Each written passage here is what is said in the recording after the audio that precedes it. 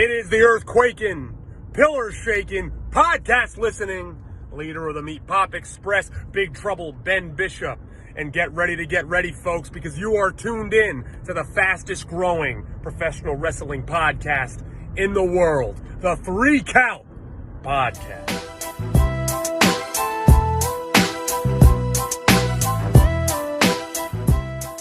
Welcome everybody to another great edition of the 3 Count Podcast presents Now Entering the Ring. I'm your host, Clifford Red Dog Miller, and I'm here to lead you on this expedition.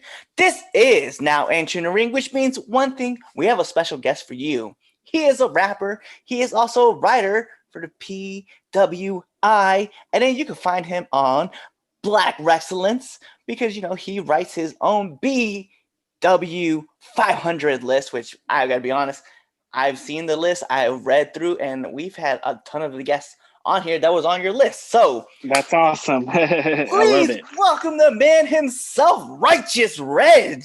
Yes. Thank you. It's Righteous Reg. Thank you for having me. Great intro. Black Wrestling. That's all I love to hear. It's great. Thank you for having me. Oh yeah, it's fun because so Chaz, he hosts the 3 Count Podcast debate show, and then on Wednesdays when he's off, he's able to come on the shows and stuff. So unfortunately, today's not one of those days. But Chaz and I, we have it's fun because we have 2 different ways of gearing towards wrestlers, because he's very much into black wrestling, I'm very much into female. So every once in a while we cross our paths, and then every once in a while you'll see the way that we kind of go and talk about wrestling. But yes, very much. I'm very excited to have you on the show today, though. Thank you. It's awesome. Great to be here. Let's get this. Do it. Yeah. So actually, my first question, man, I just really got to ask is what brought you into the world of wrestling? I've been a wrestling fan for my entire life. I've liked wrestling longer than I've liked anything else, pretty much. I liked WWF wrestling back in the day. Big Bret Hart fan. Been a Bret Hart fan since I've been a Bret Hart fan since 1993 or something, for a super long time. I was there for the Attitude Era, all that crazy stuff. Wrestling was my entire life. Eventually, I started backyard wrestling. Then I even did a little bit of pro wrestling, very little bit. And then, so eventually it's just I've been watching wrestling for 30 years or something crazy. And I always wanted to get in the business. So that's where I'm at now. I just started writing, started having my own website, podcast, all those things like that. It's been a long time coming, pretty much. That's awesome. So you said you worked in the business a little bit. So I'm very curious, what's been one of your, it's going to sound weird to ask this question, what's been one of your favorite bumps to take? You know what? It's been a really long time since I've taken a bump, I guess you could say. But I think just being in the ring and taking a body slam, really, just feeling the mat, feeling everybody knows the body slam. That's one generic wrestling. You don't even have to know what pro wrestling is to know what a body slam is. So just trying to feel that. It's the first bump you ever take in wrestling. It's that's the one, probably. Everything else is crazy and extreme, but just wanting your whole life to do something and then getting there and then getting this move, it's pretty cool. Bet. I'm not gonna lie, me myself, Chaz will tell you I'm a little bit crazy. I'm a huge dojo bump guy, so if you want to choke slam me, I go up and I come back, and it's fierce. It's cool. I love it. Super cool. So you said you've been writing, you've done podcasts, you do your own podcast, you've been writing on your own. I'm just kind of curious, how did you end up navigating your way into PWI and then eventually just branching off into your own world? Yeah, so what happened was PWI, of course, comes out with a list, PWI 500. They've been doing it for, I think that this year's was the 30th year they've done the PWI 500. So I think it's 2019. The PWI 500 came out to the world. Boom, everybody, the whole internet's talking about it. So I had already started on my black wrestlers journey of trying to get the names of these independent wrestlers or wrestlers that aren't as known. I've started that journey. I had the podcast already. So I was kind of in the mix a little bit. PWI puts this list out. I'm like, okay, let me see how many black wrestlers are on this list. So I go through the PWI 500 and I find like, I don't know, like 26 or some like a really, a small amount of wrestlers on this list. So I'm like, yo, I go to Twitter. Hey, I found this many wrestlers. I think it was 32 actually. I found 32 wrestlers, 32 black wrestlers on the PWI. Is that crazy? Like what? Like, or am I just being weird because, you know, I'm obsessed with black wrestling? And so the people are like, yo, yeah, that's crazy. Wrestlers are even like, yeah, that's crazy. This is nuts, blah, blah, blah. Percent. It was like 6% or something. So then people just were started saying like, oh, well, why don't you make a list? Or why don't you do your thing? Why don't you? And I'm just like, that sounds insane. I want to do that. That's a lot of work. Like, I like wrestling, but not that much. So eventually I'm like, you know what? I'm going to do it. I started writing a list. I was just going to do the best 100 black wrestlers in the world, just to be like, look, you could at least have put 100 wrestlers in here. So I started working on the 100 wrestling list. And then someone eventually was like, well, why don't you do 150? Why don't you do this? I eventually landed on, I'll do 250 to say I can fill up half of this list at least. So in 2019, about legit like 3 days later, after the PWI 500, I started putting together this list of 250 of the best black wrestlers in the world. So I did it, somehow came up with 250 names. I didn't think I would be able to. It took me like a full day because I'm an insane person. I'm obsessed with wrestling and I study and I just, every day of my life is just wrestling. So I'll just end this. Boom, I put out the list. People are like, what? This is crazy. 250 wrestlers. This is insane. Like, I can't believe this happened. Whatever. Starts going nuts. Few weeks, maybe a few months later, I get this DM. There's this guy, his name's Duke. He runs a podcast and he was like, hey, I run the podcast with the editor of the PWI and he wanted to talk to you and connect with you about your list that you made. And so I get with the editor of PWI at the time and he's like, hey, you're right. That's crazy that we only put 32 and you found 250. Like, this is cool. Like, maybe next year we'll collaborate together and you'll be, you know, this will make this better. So a few weeks, maybe months after that, they replaced the editor in chief with this guy, Kevin, who's like the coolest guy ever. My friend Kevin hit me up and was like, hey, I saw what you guys said. I'm right along. We need to get you involved in the PWI. So for the 500 edition, the last one that just came out, I got to look at the list. I got to talk. I got to collaborate with them. And then I got to write about the list and everything that came with it. And then that turned into where I'm at now. That was very long-winded, but that's what happened. It was it was so PWI, I made my own list, and then now I'm with PWI. So then after the PWI came out this year, I wanted to expand my own list. So this year, or last year now, I did 500 black wrestlers. So the 500 best black wrestlers in the world, the list, I made it. It was crazy compiling it and all that. Maybe we'll talk about it. But that's how we got here, is me being obsessed with wrestling. No, and I trust me, I have the list is saved on my phone. Like, I was super excited because, you know, you put in people like Chris Idol was on the list, and yeah. And then I know that there's a couple different Chris Idols because I happen to know one who actually lives in Baltimore. So that was just kind of fun. K.A. Robinson was another one who made the list. He's like a really good friend of mine, and I was excited to see him. And Chris and Dino was also on the list. Okay, that's the Baltimore crew. Yeah, so all of us know each other really well up here. So I was like, oh, it's so cool seeing these guys on the list. And then Darius Carter, I got to meet him and talk with him.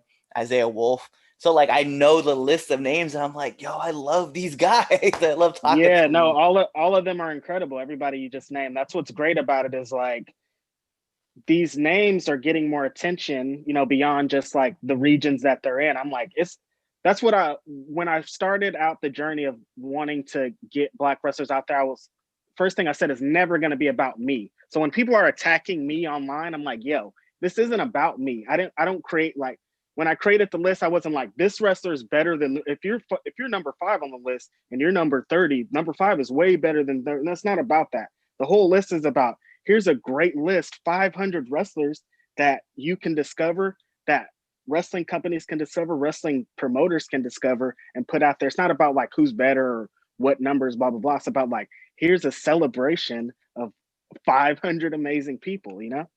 Yeah, no, I agree, and I know like I had a couple friends because me being on the Latino side, I had a bunch of friends who hit me up and they're like, "Do you think we should put a list together too?" It's like, if you want, but Yes, you should. Exactly. That's what I'm saying. it I'm was not like, like cornering the market. I'm the only one that can make no. That's no, what I would tell people too. Like, oh, you hate how my list is? Make your own, dude. That'd be great. There's all these great lists out here, you know?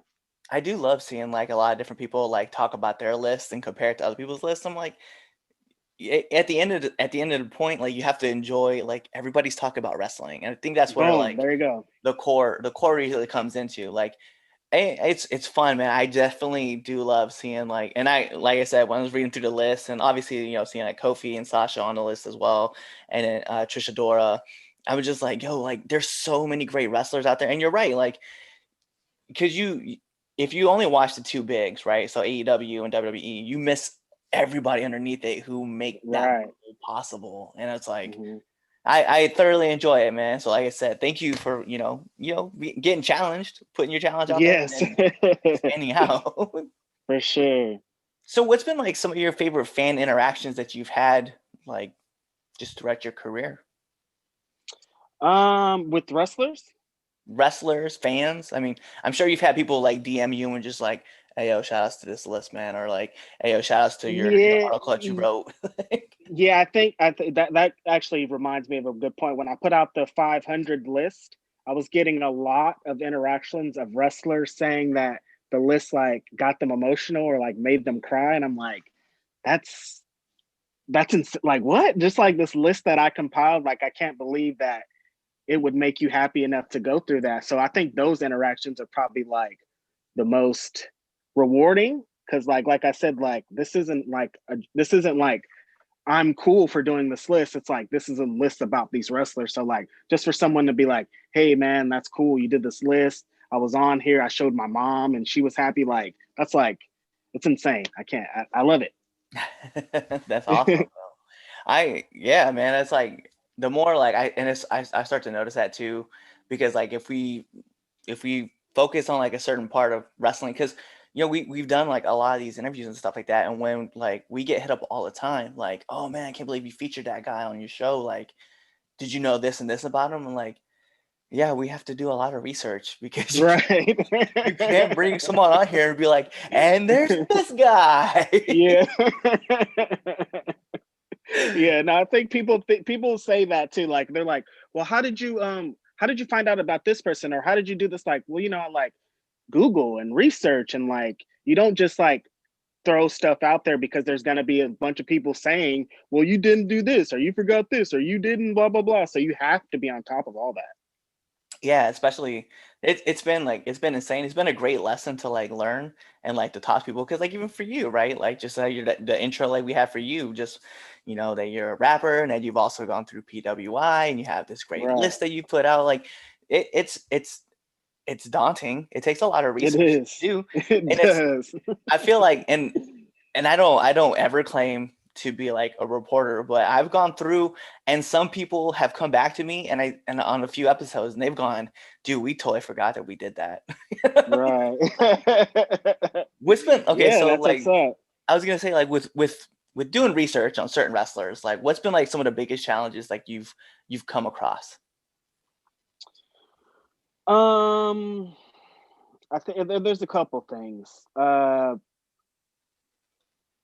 Mostly finding when you make a list and you get around to like 450 and you're like you're like I'm digging in places I'm like on people's grandma's Facebook like trying to find wrestlers, you know what I mean?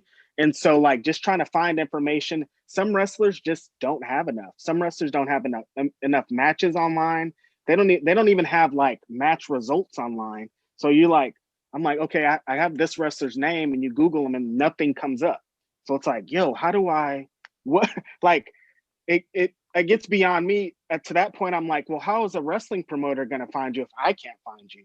Like, if as a fan I can't find you, you can't get booked, man. Like, you gotta put some matches out there. You gotta put something out there to get people to know who you are. And I think that's the hugest challenge. Is just like making something out of nothing. You know what I mean? Like, well, I can't, like, some wrestlers are mad, like, okay, I didn't feature you because I can't find you. And if I can't find you, that's crazy because I look everywhere. There's no stone is unturned. I will go through every depth. And if I can't find you, I'm not, it's not on me because I looked. Like, you gotta like get out there. And that's just like, that's more on, a lot of it falls on like the wrestling companies because they record and film matches and they never send them to the wrestlers, or they BS the wrestlers and the wrestlers never get to see their own matches. And then some wrestlers are anti social media still in this day and age. They're just something like that old school, like, I'm a wrestler, I don't care about blah, blah, blah, the internet, but like, you have to do it. Yeah. It's part of your job description at this point. If you go to WWE, they're going to force you to do it. So you might as well do it now. Yeah, and it's a good point too. And that's one thing like I learned as a worker too, like getting in through or just different companies, like all my trainers and even like some of my mentors have all told me to like film your matches, film all your matches, and then put them on YouTube. But at first they'll like make them private, and then obviously when a company comes out with your match, then release it so they can see it. But yeah, you're right. Like, and have a social media presence. And let me clarify this: have a positive social media presence. Yes, exactly. Because there's some that have it, and you're like, well, yeah, no, you probably shouldn't say and do all that though. Yeah, because I've seen some people say some things, and I'm like, I don't know how you got booked, but hey, right, big ups. You must do something. Exactly. It's crazy out there. So I'm just very curious. Like, I'm sure you've done like tons of interviews and met different wrestlers. I know it's going to be tough because you literally have a list of 500, but I want to know like 5 of your favorite interviews that you've done. Yes. Trisha Dora is like probably the nicest wrestler I've ever met, just because she's just like so positive about everything and just humble about her position, even though like she's about to explode, like she's about to be a big name, and she's still just so humble about everything. I interviewed AJ Gray for PWI. That's like my favorite wrestler in the whole world right now. So that was insanely dope. That's the homie. I did an interview with Darius Lockhart. We were going to do a podcast together, but like the audio was weird or something happened. I never got to put it out, but just talking to him and the type of person that he is and the things that he brings to not only pro wrestling but just to the world, and talking to him is amazing.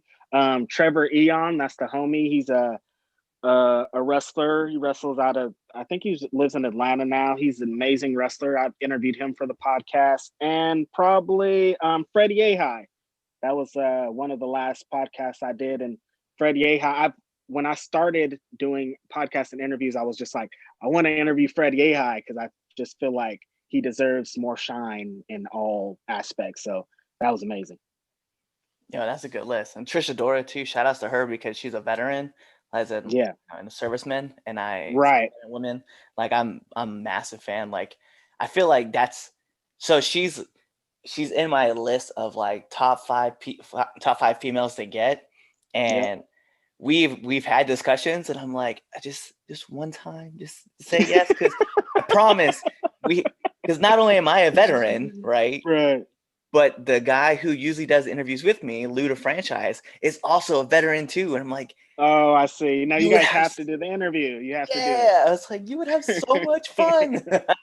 Right. But that's crazy.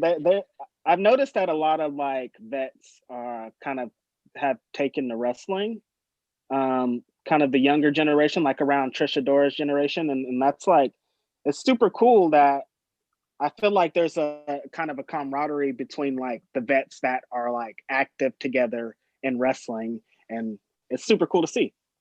Yeah, I've talked to Jod just different names too. Jason Dredd out of Albuquerque, Roland Steele, Roman Roselle, who's actually coincidentally Roman Roselle and I went to college at Northwestern College together in 2003, and then we both found our way into like the pro wrestling scene.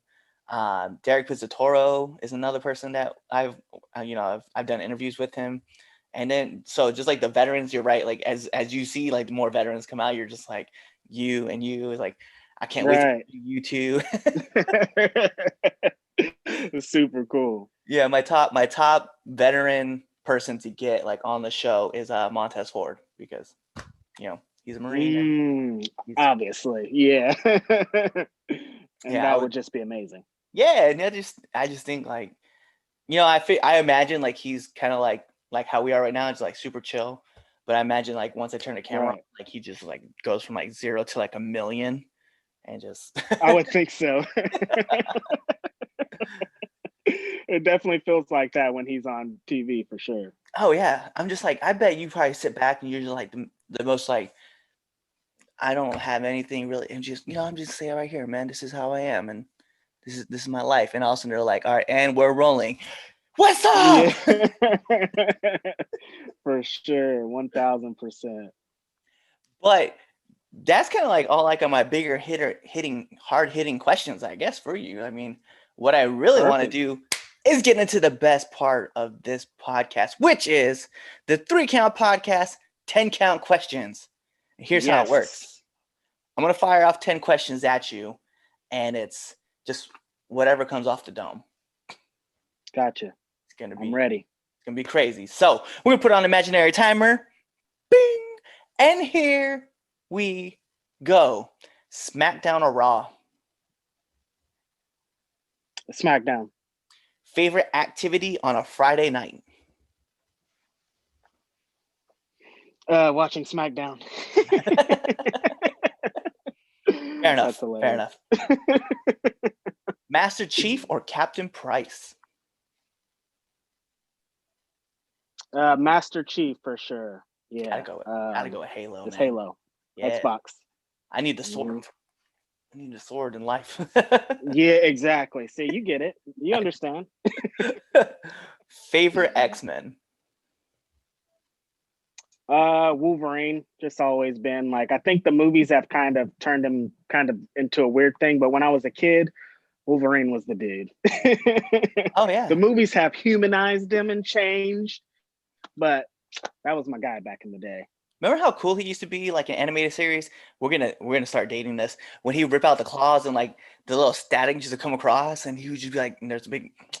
I miss that, man. I need that. Yeah, back. see, yeah, that's the Wolverine I'm talking about. Like he's all like, I don't know what happened to him. I don't even feel like he fights now. He's just like, yo, I can't fight. You guys stay away from me. And that's like, that's cool, with the times, but like, slash something, bro. Slash something. It's like, we watched you kill Omega Red numerous times in the comics. Get out of here. Things change, people change. We get it. The adamantium is killing me. All right, East Coast or West Coast? Well, West Coast. I'm California, Cali boy forever. But I do like the East Coast. I went to I was in New York for WrestleMania 35, I think. Yeah, WrestleMania 35, and I had an amazing time. Best. Favorite fast food restaurant? Probably Taco Bell, because it's just easy and old, and like you can never really go wrong. People talk a lot of crap about Taco Bell, and it's rightfully so a lot of the time. But like, come on, it's Taco Bell. What do you want? What do you want from us? It's like $1 to get a taco. What do you expect? It's 3:00 in the morning, man. I just want a $5 box. Leave me alone. Exactly. 3 a.m. $5. It's just a great combination. People do not get that. No, I remember plenty of those nights. Right. All right, intoxicated, disgusting nights. This was a question I specifically picked for you. Voodoo or Beast?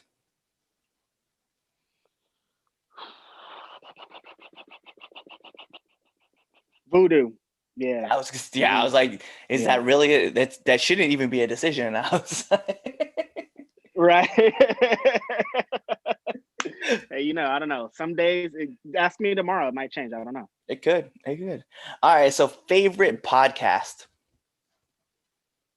My favorite podcast, I used to have a lot. I kind of fell off on them, but I was listening to a podcast today. I was listening to my favorite podcast episode of any podcast ever. It's with Questlove from The Roots.